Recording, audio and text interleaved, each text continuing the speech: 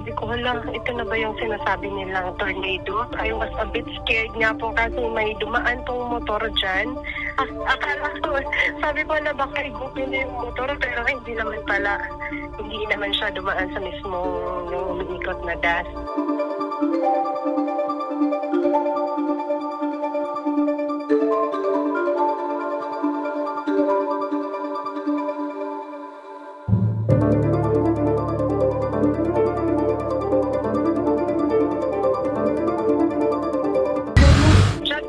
Palipat-lipat po.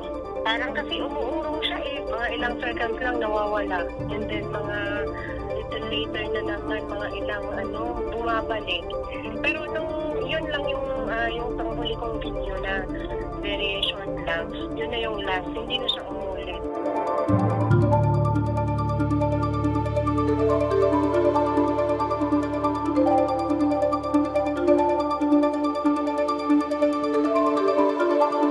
Unang-una, tornado, buhawi, waterspout, gikan kini sa gitawag nato na cumulonimbus clouds or technically the CV clouds. Diha maporma ang tornado, waterspout. Base sa video, kita nato walay kaayong clouds. So that is init, gibase nato sa video that is dust devil.